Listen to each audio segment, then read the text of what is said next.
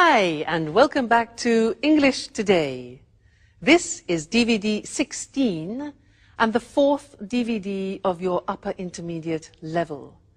And in this DVD, we'll begin with another 2 episodes of our story, That's Life, followed by our special TV programs where our music expert will be talking about the world's most expensive violin. And then our weather expert will be looking at the possibility of a new ice age in England. Then in the grammar section, we'll learn how to use the third conditional form in English, which is not easy. And then we'll be looking at how to make sentences using the verb wish to express a regret. So, enjoy yourselves.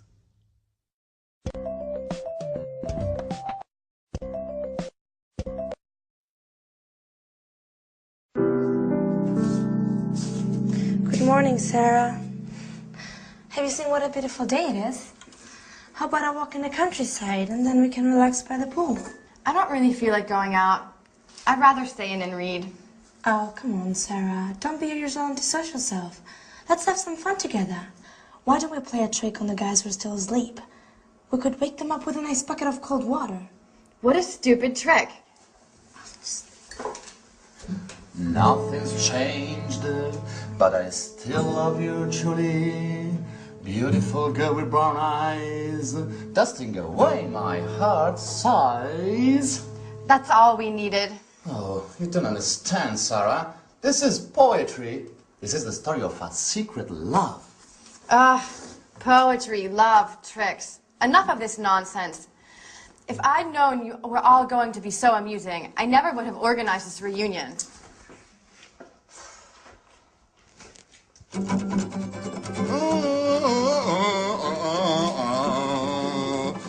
Beautiful girl with brown eyes, dusting away my heart aside. Oh no, Paolo! Look what a mess you've made. And by the way, you didn't clean the kitchen last night, did you? Come on, Michelle, give me a hand. No, I'm sorry. I can't touch that awful stuff. When are you going to get the message? I never touch that awful stuff. I hate detergents and the multinationals that make them. And I hate cleaning too. Oh, come on, we're on holiday. What is this racket? And what is going on in here? Has World War III broken out? It's just started. Well, soldiers Sandra's launch her offensive, but the Paolo Michel squadron is responding well to the attack and will defend its position to the bitter end. Stop playing around. Roll your sleeves up. The sooner we start working, the sooner we'll finish and we'll be able to relax by the pool. Wait a minute. I was just thinking of going back to bed. If I'd known what was waiting for me, I would have slept until midday. Maybe we could ask Sarah to give us a hand. Well, you must be joking. She just asked not to be disturbed and giving her a bad mood over the last couple of days. Well, we could ask Mike, though. Oh, no. I just saw him a few minutes ago. I asked him where he was going, and he said he was going to the village to buy a newspaper. He asked me if he should do some shopping, but I told him we'd all go to the supermarket together later on. Fantastic. First cleaning up, then the shopping. Just the sort of holiday that I'm dreaming of. Well, it's only the 4 of us here. Let's try the jobs out. Just a minute, just a minute. I've got an idea.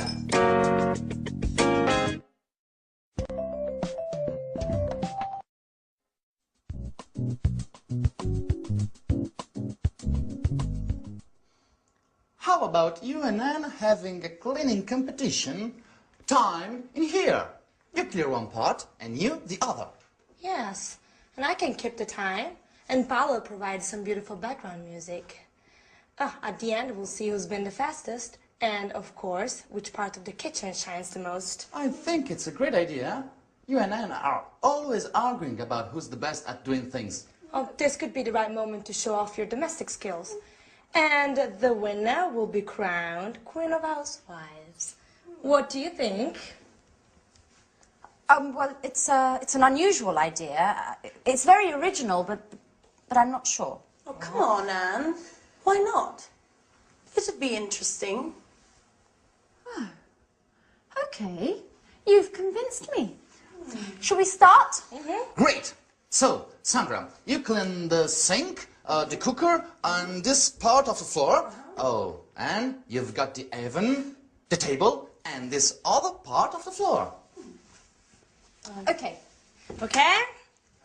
Ready, get set, go! Sponge in hand. Sandra has cleaned the taps while Anne is intently sweeping the floor.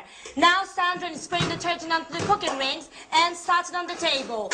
Time is passing by. Another contestant is showing signs of fatigue.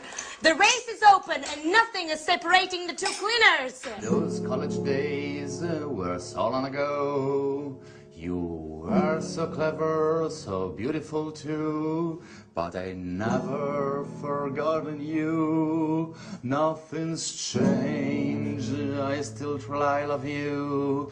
Beautiful girl with brown eyes, dusting away my heart sighs. Finished. Incredible! You both finished at exactly the same time.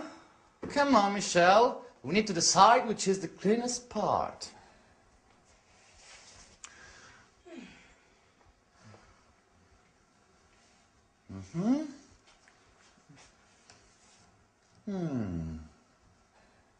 So, Who's won? Well, after considerable discussion, the jury declares that the winner is... come on, don't keep us in the dark. Who's won? Or you've both won. It's a dead heat. You've finished together and both parts of the kitchen are perfectly clean. Okay, well maybe it's better this way, Sandra. At least there'll be no arguing about who's better at cleaning. Yeah, you're right. Let's forget our rivalries, at least for today. Come on, let's shake on it. Okay. We're both champion cleaners.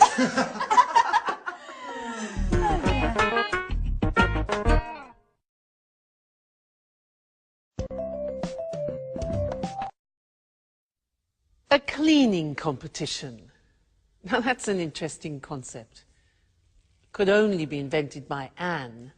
Now that is something where I would definitely lose. Cleaning competition, no way. What about you? Anyway, that last episode was great because it helps me introduce to you one of the most difficult grammatical forms in the English language, which is called the third conditional. We have three conditionals in English. 1, 2, 3. The first, let me give you an example. If I see him, I'll tell him. That's number 1. If I saw him, I would tell him. That's number 2. Number 3 is what we're going to look at now. If I had seen him, I would have told him. Sounds terrible, doesn't it? Too much grammar. But last lesson was useful because we learned the first part of the third conditional, which is the past perfect. They used it in the episode. It was Sarah. She said, if I had known you were all going to be so amusing, I would never have organized this reunion. Now that's a good example, and it's difficult. We often use the third conditional when we talk about a regret. Let me give you an example. I saw a beautiful house. It was quite expensive, but I liked it. I needed time to think about it. And I didn't buy it immediately. And then somebody else bought it. So I think, oh, if I had bought that house, I would have been so happy. So that's expressing a regret. So let's go to the screen and see how it's constructed, because it's really not easy. It takes time to be fluent in the third conditional. The grammar is this. If, because if describes a hypothetical situation.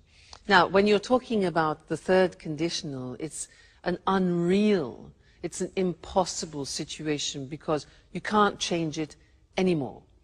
So we start with if, then the past perfect, which we learned last lesson. Then we use would, which we also use in the second conditional, followed by have, the infinitive, and then followed by the past participle. So let's see how that works. If I hadn't gone, past perfect, to the party, I would have gone to bed early.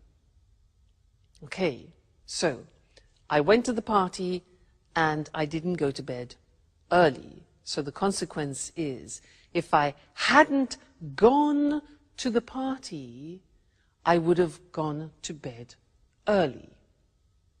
But I didn't go to bed early. Okay, so what was the consequence of that? Now, imagine I drank a lot of wine and I had a terrible headache. And you think, ooh, regret. If I hadn't drunk, past perfect negative, if I hadn't drunk so much wine, I wouldn't have had such a bad headache yesterday. Now that's difficult. Look at that. Wouldn't have, negative, wouldn't have, plus the past participle of the verb have. So I wouldn't have had. Now this is not easy. It will take time for you to use fluently. You have to keep practicing it. Practice it in the toilet, in the bath, when you're walking down the street. Okay.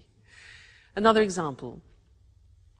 Now, I didn't set the alarm, so I woke up late. If I had remembered to set the alarm, I wouldn't have woken, past participle, up late.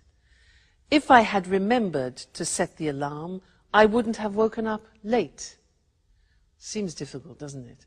Takes practice. Another example. I missed the bus. I didn't get up. The bus went without me. So third conditional. If I had got up earlier, I would have caught the bus. If I had got up earlier, I would have caught the bus. Impossible situation, can't change it. If I hadn't been late for work because I missed the bus, so I was late for work, my boss wouldn't have been so annoyed. Wouldn't have been, you notice be in the past participle, been so annoyed. And the last one. Well, we lost the contract because I went to the party, I drank too much wine, and I missed the bus. Everything was late. So if I hadn't gone to the party, we wouldn't have lost the contract. If I hadn't gone to that party, we wouldn't have lost the contract. Okay? Terrible consequences of my irresponsible behavior. So that's the third conditional. Please don't worry, it is difficult, probably one of the most difficult things in the language, and it takes time to get fluent in it. But just keep practicing. Just take a phrase and say it to yourself often. Like, if I hadn't done that, if I had studied more, I would have passed the exam, as an example. If I had studied more, I would have passed the exam. All right? So, happy practicing. Bye.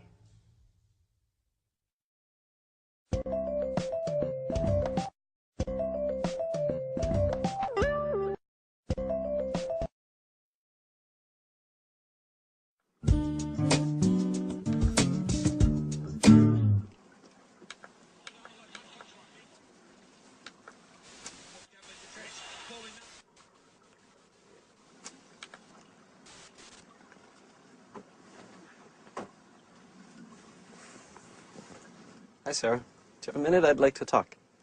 Sure. Well, I'd like to apologize for the other evening. I swear I didn't do it on purpose. I didn't know anything about what had happened at the bar. Okay. I'll forgive you this time. Great. I'm glad we've cleared up that misunderstanding. So tell me, how did the fire start?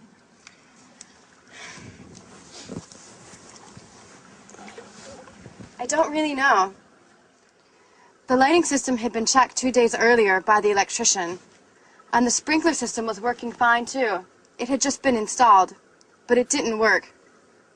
How's that possible? I don't really know. Someone must have thrown a cigarette on the curtains, which caught fire straight away. The whole pub burned down in a few hours. The fire brigade couldn't save the place. It all went up in flames. I wish I'd been more careful. I wished I'd checked everything more carefully. But it's not your fault, Sarah. How could you have prevented the fire? Come on, you've got to pull yourself out of this. You can't spend your whole life thinking about your problems. You used to be such a fun person. Life changes us, Mike. We've all changed since our university days. Sure. But I'd like to help you find your old enthusiasm again. Tell me, how can I possibly help? Well, I'm not sure. You're embarrassing me. Hey, you shouldn't feel embarrassed, not with me. We've always trusted each other, no? What time is it? 4:15. Oh, no. The match. It's already started. You know, Mike, we were talking just then. Yeah, I know. We'll continue our conversation later. I've really got to watch the game now. It's a great match. Chelsea against Manchester United. You know that doesn't interest me in the slightest. You haven't changed, Mike. All you think about is football. Football's the only important thing in your life. You're exaggerating now, sir. And you don't understand anything. All you care about is football. Maybe if I wore a Manchester United shirt, you'd pay me more attention. What did you say?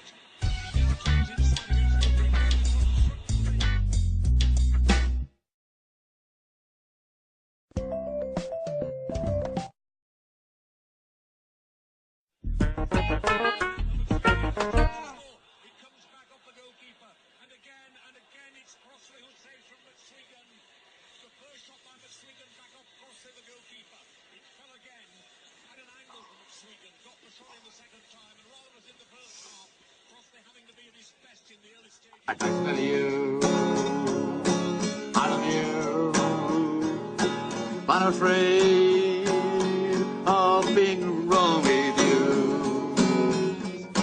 Beautiful girl with brown eyes, dancing away my heart aside.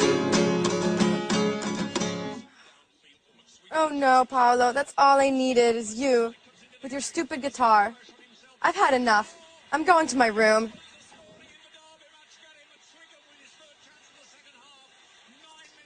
What's wrong with her? I don't think my song's that bad. What do you think, Mike? I'd like to tell you, I love you. Paolo, can I watch the game in peace and quiet?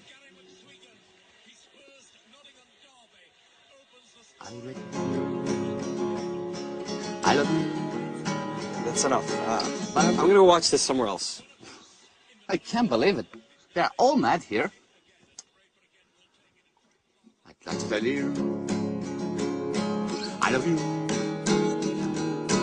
but I'm afraid of being wrong. Beautiful girl with brown eyes, that's in a way my heart sighed. Oh, and at last someone who appreciates my talent. I knew you were an expert in music. That song, Paolo, what does it mean? Oh, I wrote it. Thanks to Mike that gave me the inspiration. You like it? Oh, no. Mike? Yeah? That's not possible. I don't believe it. Unbelievable. They are all mad in this house. Beautiful girl with brown eyes, dancing away. My heart sighs.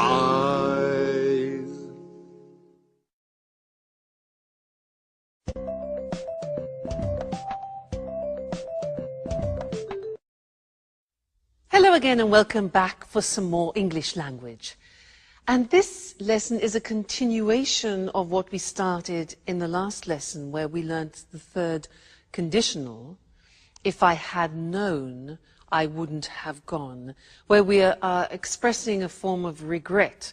And in fact, in this lesson, I want to show you another form of regret, which is very common in English.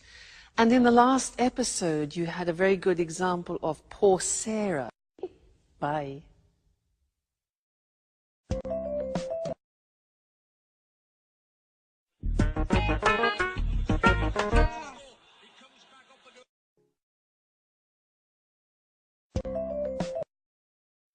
Hello again and welcome back for some more English language. And this lesson is a continuation of what we started in the last lesson, where we learnt the third conditional.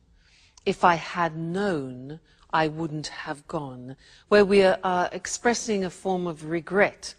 And in fact, in this lesson, I want to show you another form of regret, which is very common in English.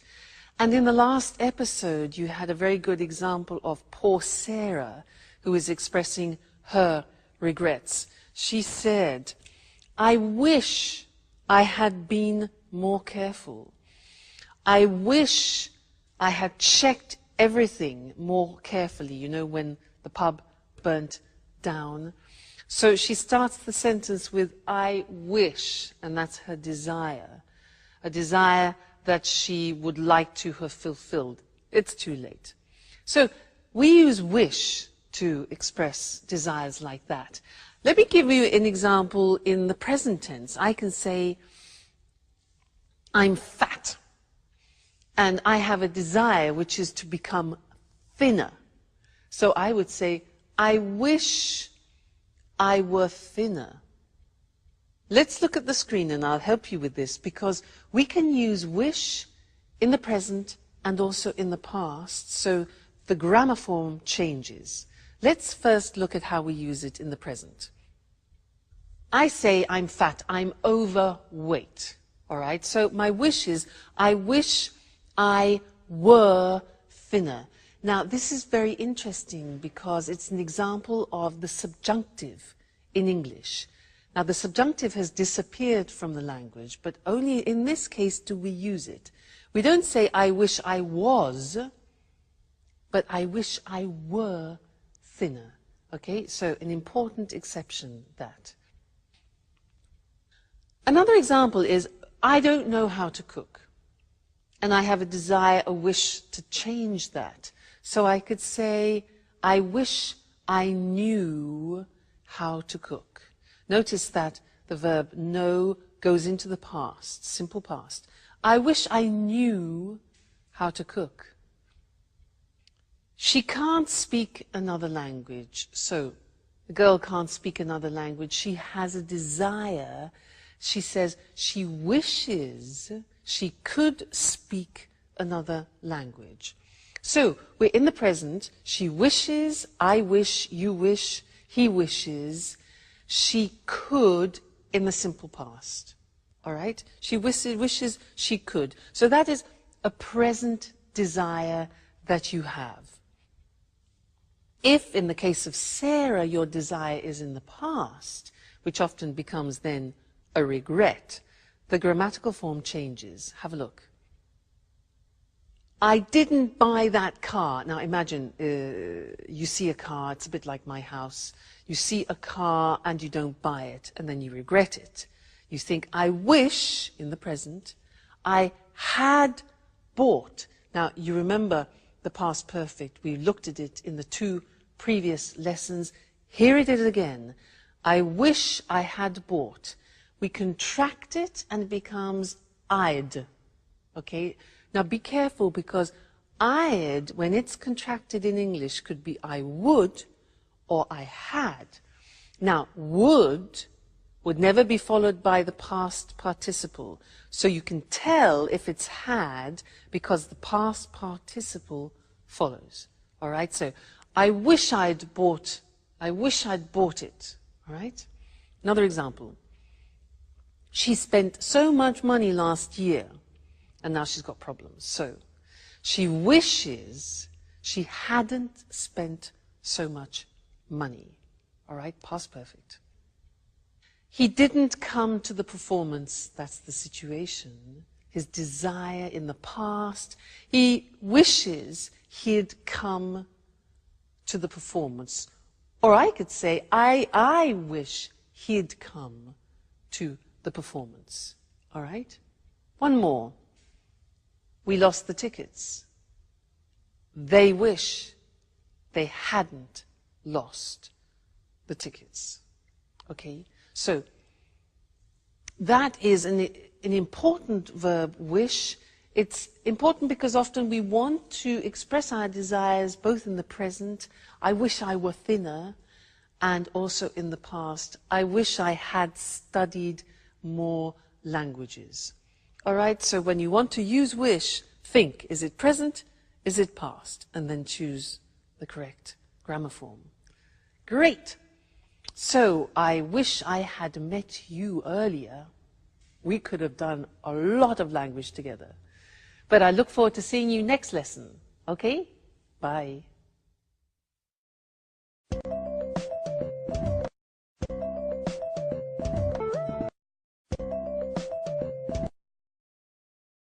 Good morning and welcome to this week's edition of Music World. And welcome to Tony Moore, our music expert. Hello, Lucy. And good morning to all our music fans. Well, Tony, on May 16th, 2006, a Stradivari violin was sold at auction in New York for $3.5 million. The Christian Hammer violin, as it's called, had become the world's most expensive musical instrument. So why is this violin so special? Well, this violin was made in 1707 by Antonio Stradivari in the family workshop in Cremona, near Milan in northern Italy. The years 1700 to 1720 are called Stradivari's golden period because of the exceptional sound quality of the instruments he made during this time. So why is the sound quality so good? Oh, good question, Lucy. During this period, Stradivari came up with some tiny improvements to the shape of the violin. Experts think that these changes to the shape of the violin, particularly to the shape of the belly and the back plate, may in part be responsible for their incredible sound quality. So it's the shape of the violins that makes them so sought after by the world's best musicians. Yes, but not only the shape. You know, the wood Stradivari used to make his violins may have been stored underwater in the Venice lagoon before he bought it. It's thought that this may have damaged the wood slightly and may in part be responsible for the special sound. So the shape and wood that was stored in the lagoon in Venice is why Stradivari violins are so special. Well, actually, there are one or two other possible explanations. Tell us more. Some music historians say that the varnish Stradivari used may be behind the exceptional sound quality. Others say the secret is in the glue he used. And two American scientists have recently suggested that the quality of these violins is due to the cold weather experienced in Europe during the period when the violins were made.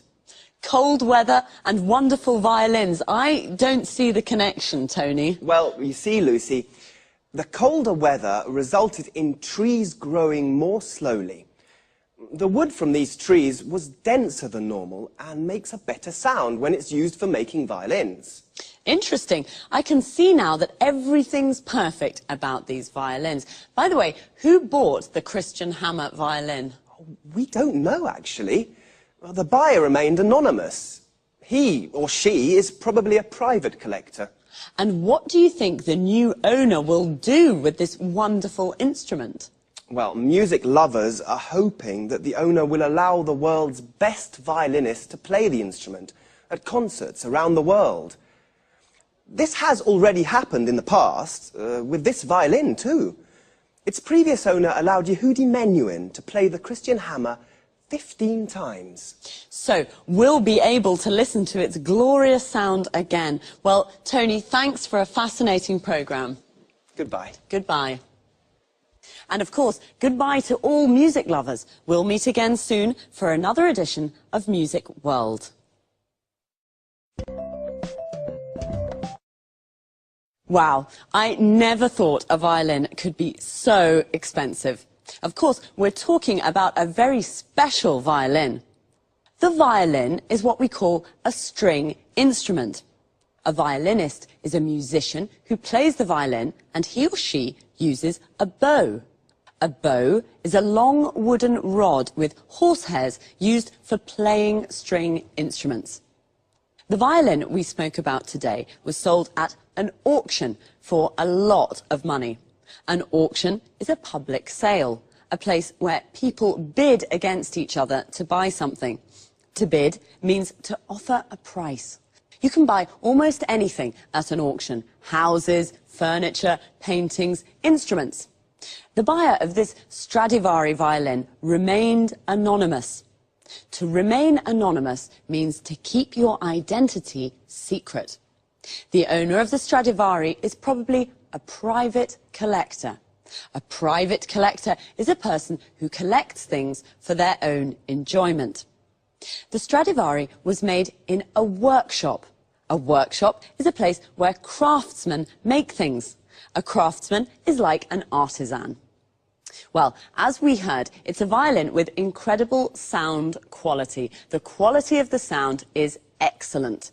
One reason could be its shape. The shape of something is its physical form. The belly of the violin is the part under the strings. We also have bellies. Your belly is this part of our body, and the back plate of the violin is the part at the back. Again, we also have backs. Your back is this part of your body. So, it's one of the most sought-after instruments in the world. If something is sought after, it means many people would like to have it. Well, I'd like to have the $3.5 million. That's all we have time for this week. Take care, and I'll see you again soon.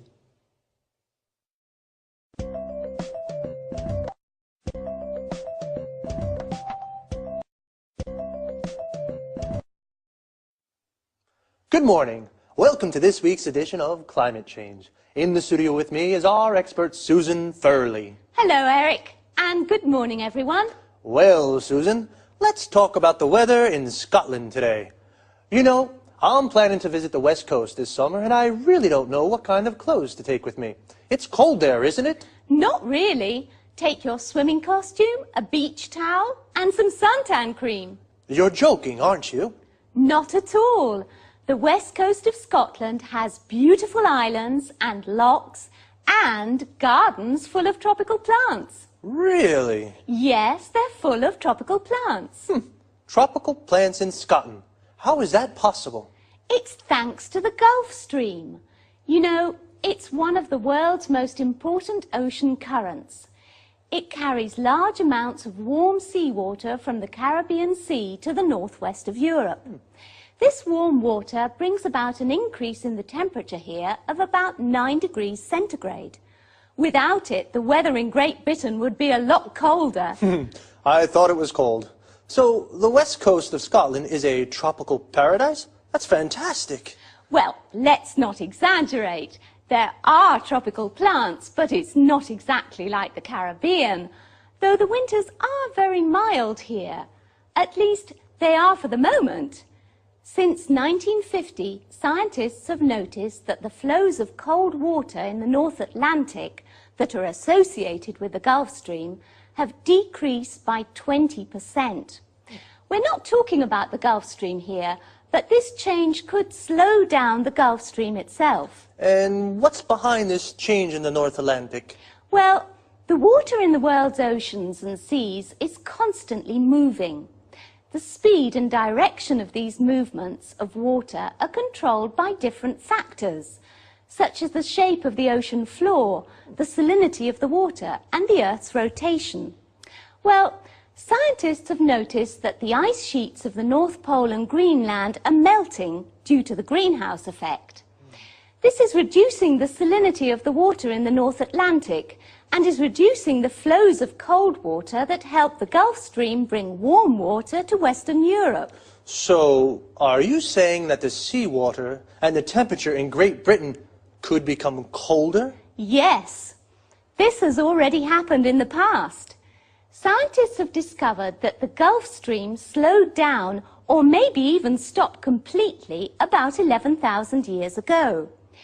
This brought about a fall in the temperatures in Northern Europe of 5 degrees. And could the same thing happen again now? Yes. Scientists fear that a knock-on effect of the salinity reduction may be the slowing down of the Gulf Stream again.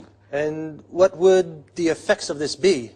The worst predictions suggest there could be a new ice age in Great Britain. Wow, that sounds frightening. Well, perhaps Great Britain will become a new center for the winter sports.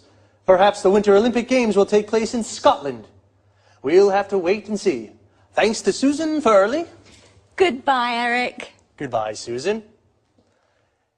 And goodbye, everyone.